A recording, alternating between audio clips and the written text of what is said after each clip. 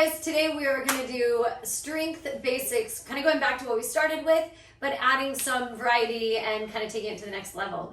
So I'll be doing everything own body weight. Jason will be showing you how to do things with an added weight and ideally with an added band. So you can buy these online. You can also pick up weights at like Target, I don't know, Craigslist, Play It Again Sports. So ideally you guys will end up with at least one dumbbell. If you can buy two in the range of like 8 to 15 pounds, that would be awesome. So we can start adding more weight onto your exercises. So first, starting with a basic sit to stand. So Jason's just gonna hold the weight at his shoulder for now. Let's not do the band yet. So starting sitting down, vertical spine, holding the weight at the chest, or if I don't have a weight in my hand, I'm just kind of like praying hands in front of the chest. Trying to have as little forward lean as possible, just come all the way up. You have even feet, sitting all the way down, coming all the way back up. So give the bench all the weight, as if you were just like sitting down to dinner and then getting right back up. So if you wanted to, at the bottom of it, you could pick up the feet.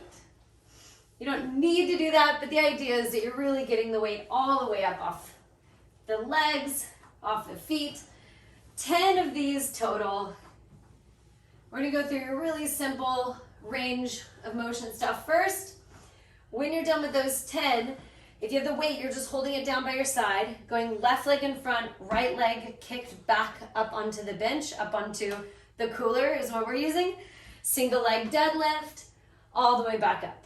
Single leg deadlift, all the way back up. So if I don't have anything in my hands, no big deal. Just reaching the fingertips down.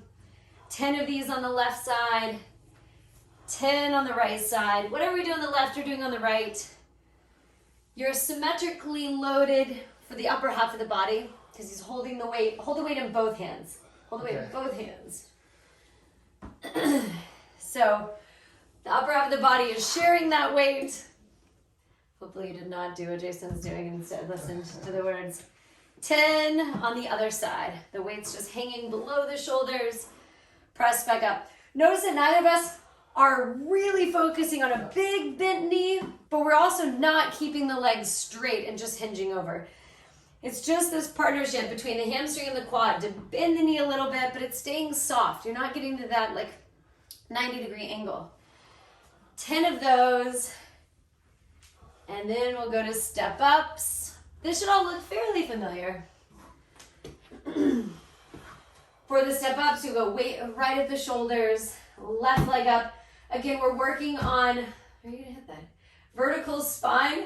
So you're going all the way up, all the way back down, all the way up, all the way back down. It's easier to lean forward over that leg. It's harder to just act like there's a string attached to the top of the head and it's pulling you straight up. 10 of these, that back leg is pushing you off and it's doing a lot of work to catch you on the way down. So imagine you're trying to land really softly onto that leg. It's easy to just flop back down, a lot harder to have a controlled set down. Same thing other side, 10. I'm simulating as if I have a weight. I don't have a weight. Just move my arms side to side. 10 of these. When you're done here, set down the weight. We're both going to do a little bit for the back of the legs and back of the arms. So after those 10, set the weight down. Make a little bit of space for yourself for heels of the hands to come down onto the bench. Walk the feet forward. The further forward the feet go, the harder you can make it. But check that you're keeping the glutes, the lower back, right up against the bench. If I put my feet out here and then I move my feet, my hips towards the feet, doesn't do any good. So easiest is with the feet in close, harder is with the feet a little further away. Either way, imagine that the back is just being like scraped against the edge of that bench. We're just going through 10 because you're gonna go through 2 of these. So 10 for now, slow.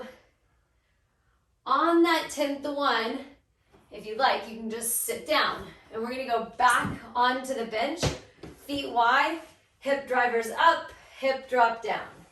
Hip drivers up, hip drop down. So go through 10 of those.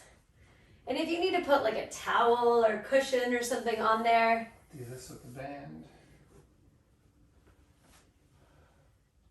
10 of these. If you have the band, think about driving your knees out.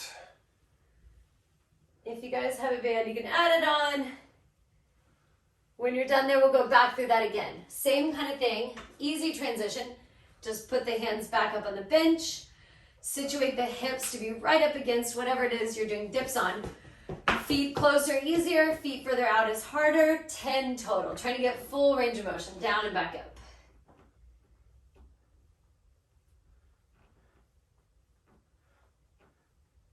Once you're done there, we'll go through those hip drivers again, one more time. If you have a band, it's right above the knees, and you're thinking about pushing the knees out wide. So you're adding a little bit of hip abductor work. 10 total hip drive. You should feel like you can really squeeze in the glutes at that highest point. At the highest point, hips are level with the shoulders. Hips are level with the knees. 10 total. And then we'll go back through those again.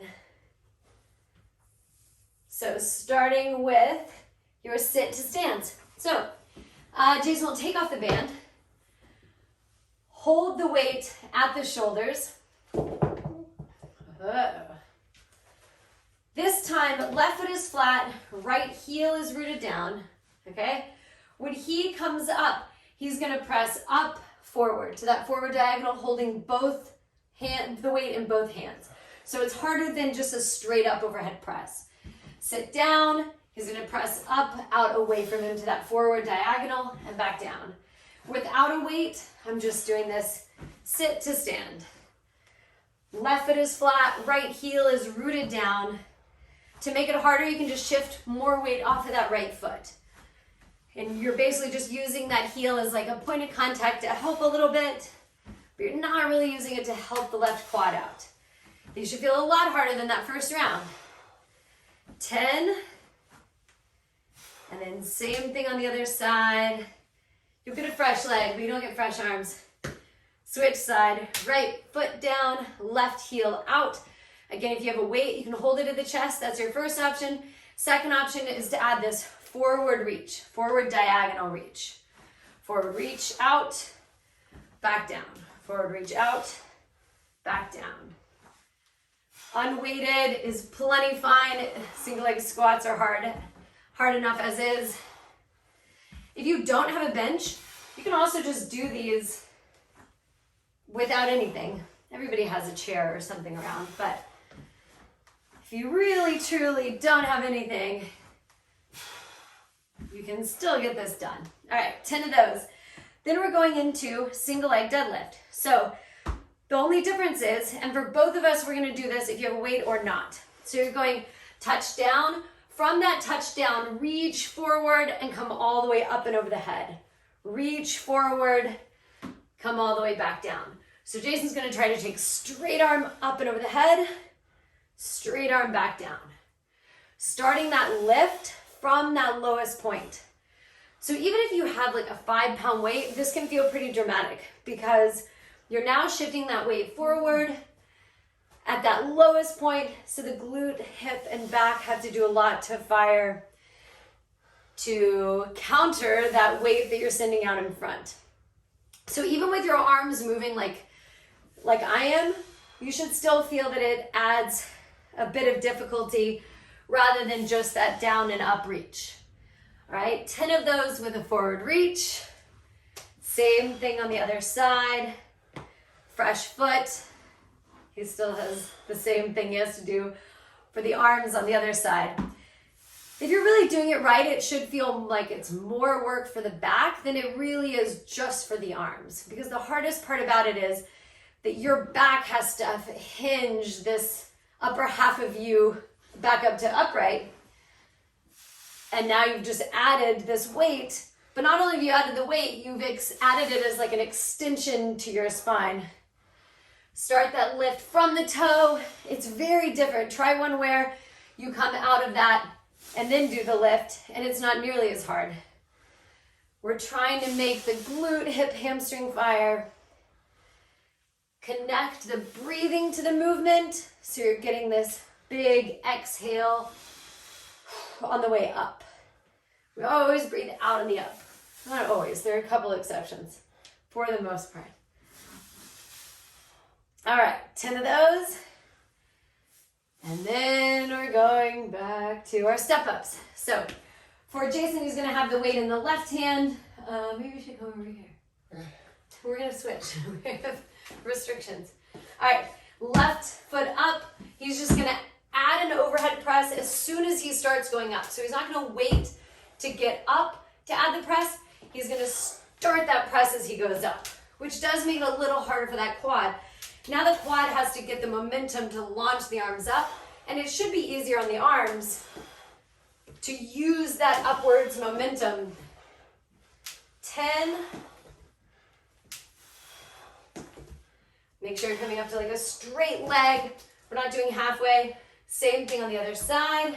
I'm getting away with only doing like half because I'm talking. 10 on the other side, and I don't have a weight. Nice. Again, think about pushing through that front leg. We're not training this leg to push us off right now. That's another great workout. But right now, the leg we're focusing on is the one up on the bench. We're focusing on that initial movement starts with the head of that quad. You should feel that like right above the knee, it starts to fire first. You just hit the ceiling. All right, then we're going back to dips. So heels of the hands on the bench. Walk the feet out if you want to make it harder. Either way, the lower back is just shaving up against that step, cooler, bench, whatever it is that you have. Go through 10 of those. Slow on the down, controlled on the way back up.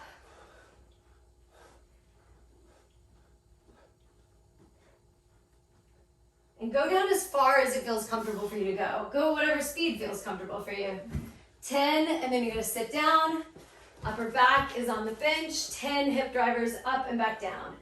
See if you can completely lift the toes up off the ground so that it's really signaling to the back of the glutes to fire. Everything from the back of the knees to the middle of the back is working right now.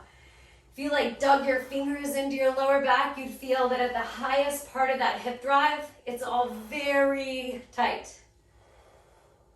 10, and then go back through that one more time. Hip dips, tricep dips, and hip raises. 10 of these.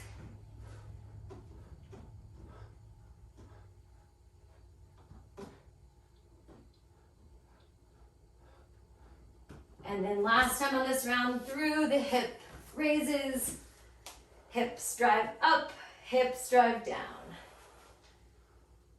Weight in the heels so that you're telling the posterior chain to fire. Quad should more or less be relaxed this whole time. 10 of these, super smooth. It shouldn't feel like the up is any faster than the down, or like there's any kind of lengthy pause at the top or at the bottom. So once you're done there, stand back up. Last time through. All right, we're going back. No, you can stand that side. Okay, going back to our sit to stands. So last time, third round, first one was feet even. Second one was feet uneven, but that heel was rooted. Now if you can, completely take that free leg up off the ground. Jason's gonna do everything now asymmetrically loaded. So whatever, you might wanna go down to a lighter weight for this one if you want. He's gonna go weight in the left hand because his left foot is what's rooted down. When he stands up, he's gonna add an overhead press and then all the way back down, sit down. Stand up, overhead press, sit down. So weighted or unweighted, either one works. Either way, this should feel harder. Harder because for sure that left leg is working independently now. It doesn't have, even if that right foot was just barely tapping down, you were still probably giving the ground 10, 15, 20 pounds of your weight. So go through 10 of those. That asymmetrically loaded kind of effort helps to strengthen the core to stabilize you because now he just has the weight in the left hand. So his right oblique has to fire more to keep him from collapsing over to that left side. So once you're done with those 10, switch sides, same idea. Right foot rooted down. In his case, right hand has the weight all the way up, all the way back down. If you can go completely elevated with that free leg, go for it. If you need to go back to just barely having that heel down, that works too. Pick what feels hard. It should feel like, okay, I can do 10 of these, but I really wouldn't want to do many more than that. Where we feel like you cooked yourself just right. You always want to leave feeling like, okay, I maybe next time could do 1 or 2 more if I try. All right, now we're going back to deadlifts. So asymmetrically loaded, he's going to have the weight in the left hand. I'm not going to have any weights, but I am going to add a lean. So he's going to have weight in the left hand, single leg deadlift. For this one, since it's one arm, he's just going to do curl, overhead press. Round the back down, curl, overhead press. For me, I'm going to add this lean. So I'm going to go left hand leans down, come all the way up overhead, woo, reach overhead. Lunge, lean, overhead reach. So now I'm just getting an oblique exercise out of this. It's easier to see from the front because you can kind of imagine, okay, there's a tilt down and then a big tilt overhead. 10, and he's just doing, everything's neutral, reach down, curl, press.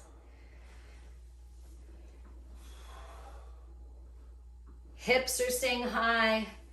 Soft knee, the knee definitely bends on the way down. It is not staying stagnant. Or pre-positioned as we would call it. All right, same thing other side. So going right foot down, left foot back. I'm gonna lean right, because that's the leg that I'm on. And then I'm gonna lean left, because that's away from where I just was. So I'm getting in both directions. Lean. Exhale, press.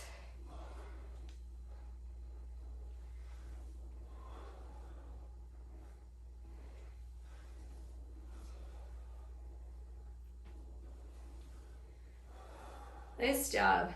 You should feel this in the quads and hamstrings. It's a partnership between the two. Some things that we do are really singular, sided, dominant. This should feel like it's both. Nice job. All right, to step ups.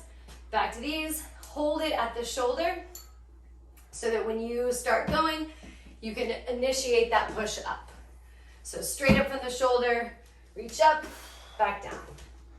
Reach up, back down. And whatever you want to do with this free leg, if you can bring that knee up to balance, go for it. If it feels better to just tap it so you have a little bit of help with the balance and like you won't fall over, that is worth doing. 10 of these. If you have a mirror, this is a great opportunity to check that your shoulders are even, that you're not flopping down. Sometimes when you can see yourself, you think, oh wow, I thought I was going down slower. I apparently am not. Same thing on the other side. Right foot. I'm eventually gonna get an elbow in the face. Vertical spine. Shoulders back, long, tall neck, chin up the chest, eyes are forward. Not bad. 10. This is that basic workout that we started with. We're just adding some more to it. It's a good one to go back to. This is like, if I could only ever do 3 rounds of leg exercises, these would be them. All right, back to the band and the dips. So if you have a band, go ahead and step through it. Put it above the knees, not on top of the kneecaps, but on the lower quad rather. Start with 10 dips. Move into your 10 hip drivers. And then we'll go through that second round.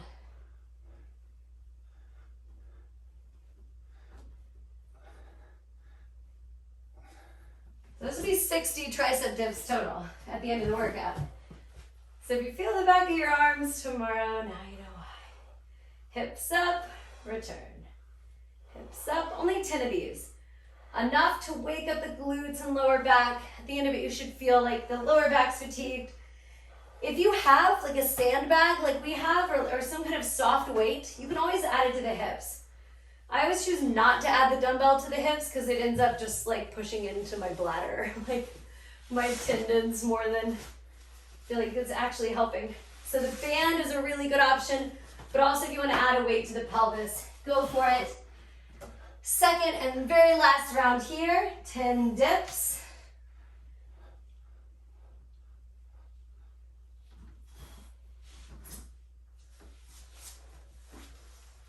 And finish with those 10 hip raises, really driving the hips, the heels into the ground, trying to hit that full range of motion. Ask yourself, can I get the hips an inch higher?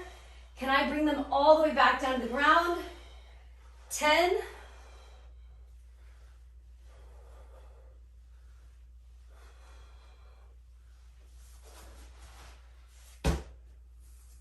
All right. From there, going on to the bench. Can we both fit on here is the question. I think if we both face the same way. Whoa. All right, so balancing on the hips, hands can be back behind you, legs are low. We're just starting with these leg raises. Straight leg for 10. What's the weight capacity of a Yeti? Indestructible. All right, then we're gonna lean back, both legs out, bring one knee in and tuck up. Lean back, tuck, lean back, tuck. Go through 10. 10 total, not 10 on each side.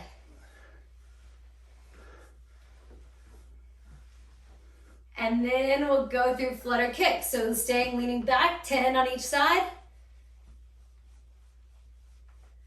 And then we'll do both legs in and out. 10, extend. 9, 8, 7, 6, 5, 4, 3, 2, 1. Rest for a second. We'll go through that one more time. And then done. That's good. All right, so it's gonna be those straight leg lifts, one at a time, flutter kicks, then knee tucks.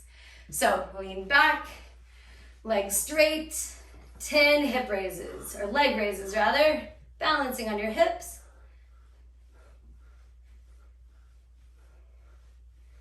And then we'll go through one at a time. One in, extend. One in, extend. 8, 7, 6. And then flutter kick, 10 on each side. 10, 9, 8, 7, 6, 5, 4, 3, 2, 1. Finish with 10 tucks. If you don't have a bench, you can just do this on the ground. The bench is better because you can go a little bit lower. 5, 4, 3, 2, 1. Nice job. Leave one hand on the bench, arch the back up and over. Woo, we almost flipped over. Stretch. Same thing on the other side. Go through 2 on each side. You should feel good to just move in and out of. Down, arch the back. And then for the back of the legs, this is one of my favorite stretches. So kick one leg up on your bench, bend the knee, and think less about reaching for the toe and more about just tipping the pelvis forward, kicking the butt out. And then add a little swivel, like 5 or 6 each way. Then you're gonna keep that foot up there, rotate so that it's now coming to your side. Bend the standing knee, drop that right shoulder towards the right leg, or your left shoulder towards the left leg, if that's what you're on. Come back out of it, do that one more time.